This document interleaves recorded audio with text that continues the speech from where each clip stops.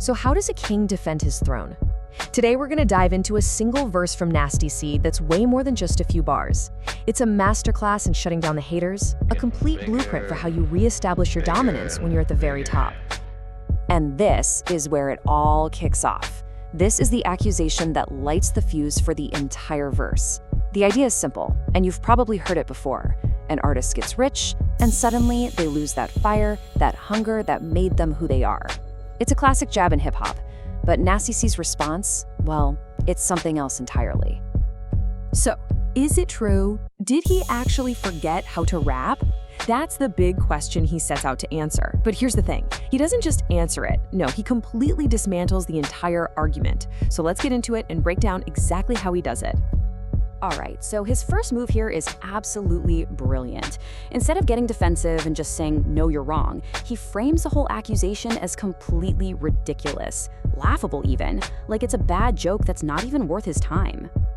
And check out how he does it. His analogies are just perfect. He compares forgetting how to rap to forgetting how to, breathe, something your body just does. Or forgetting those little nursery rhymes we all learned as kids. He's basically asking, are you serious right now? You think I could forget a core part of who I am? So what he's really getting at here is that rapping isn't just his job, it's his whole identity. I mean, later on, he literally says, you little niggas think I forgot how to me? Forgetting how to rap would mean forgetting how to be himself, and he frames that idea as a complete impossibility. So after he's made the whole claim sound silly, he switches gears. Now we get to the first real rebuttal, and it's all about his skill, his artistic prowess. This is where he starts dropping the receipts, the hard evidence that proves he's not just still good at this, he's operating on a whole other level. Man, I love this line. It's not just a boast, it's this incredible metaphor for his work ethic. He's not some hunter waiting around for inspiration to strike. Nope, he's a farmer. He's systematically, day in and day out, cultivating verses on an industrial scale. And this verse farm idea is so powerful.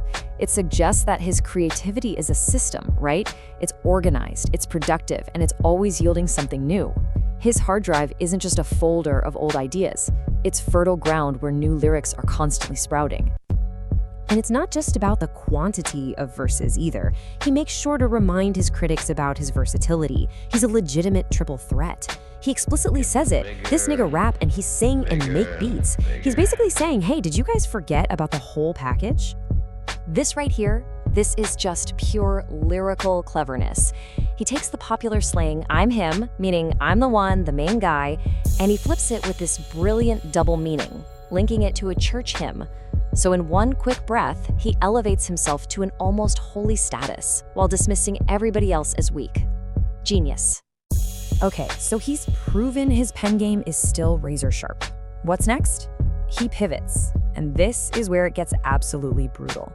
He takes the very thing they're using against him, his wealth, and turns it into his most devastating weapon. Just listen to the confidence dripping from this line. $1 million. It's not a goal he's chasing, it's a guarantee. It's as certain as a Lil Wayne concert selling out. You just know it's gonna happen, no question. That's the level he's on.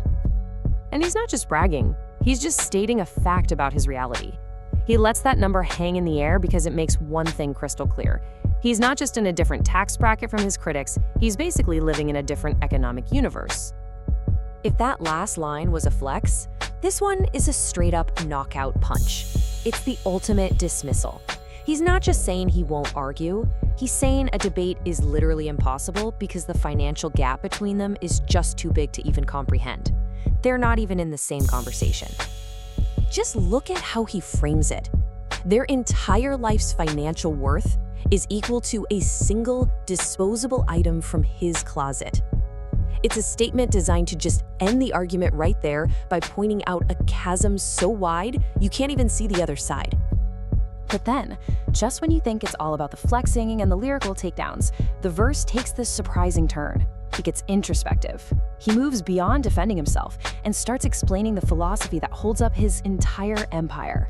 This is where we get to see the man behind the crown.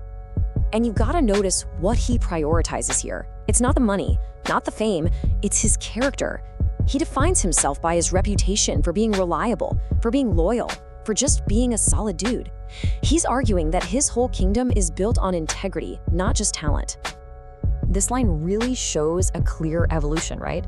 The same guy who just detailed his massive success is now telling us that what he really values is quiet time, peace. It suggests he's focused on the work itself, away from all the noise and the drama, and it adds this whole new layer of depth to him.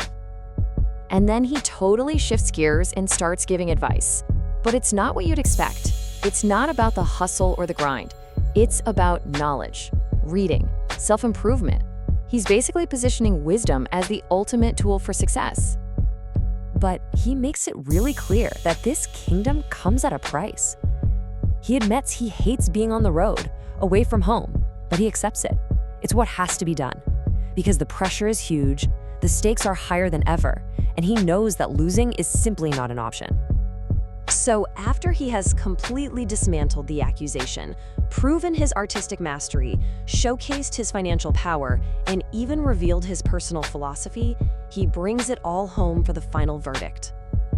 And there it is. It really doesn't get more blunt or more effective than that. 2 simple words, right in the outro. It's the definitive answer, the perfect summary of his entire argument, leaving absolutely no room for debate. Because when you step back and look at it, this verse is so much more than a defense. It's a declaration. He's not just saying, I can still rap. He's showing with overwhelming evidence that the entire kingdom he's built, on skill, on wealth, and on character, is completely secure. It's unbreachable. And all of this leaves us with one last big question. What Nasty C's verse suggests is that maybe the most powerful response to criticism isn't a clever comeback line. Maybe it's just building a kingdom, a level of success so massive that the attacks just bounce right off. So is the ultimate power move in this game to build a fortress of achievement so high that you become, quite simply, untouchable?